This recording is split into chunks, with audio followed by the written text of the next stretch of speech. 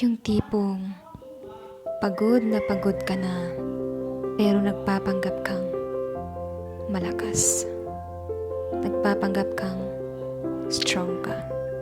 Normal lang na mararamdaman natin ang pagiging malakas at mahina sa iba't ibang pagkakataon. Ang buhay ay puno ng pagsubok at hamon.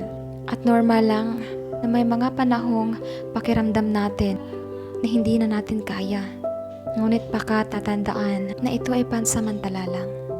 Ang ating kakayahan, ang ating lakas ay nagbabago sa bawat araw. May pagkakataon or may time na strong ka.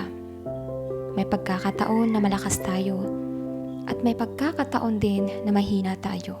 Kapag naramdaman mo na hindi mo na kaya, huwag kang mag-alinlangan na humingi ng tulong sa Kanya. Pagkat alam natin, or alam ko, nandyan lang siya, nanonood sa atin. Handa siyang tumulong sa atin. At syempre, pag nahihirapan ka, may mga pamilya kang nagmamahal sa'yo. Pwede mo silang lapitan. Pwede mong i-share sa kanila lahat ng nararamdaman mo o lahat ng problema mo para mapagaan lang. Maaari ka makipag-usap sa mga kaibigan at sa taong pinagkakatiwalaan mo.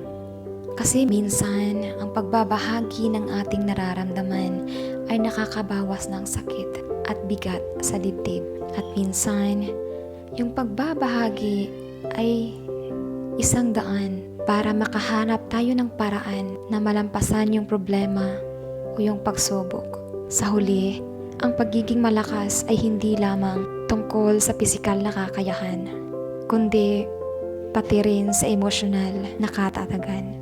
Ang kakayahang harapin lahat ng hamon sa buhay, ang kakayahang magpatawad, ang kakayahang magmahal, at ang kakayahang magpatawad sa sarili. Ang mga ito ay tanda at nagpapakita na malakas tayo.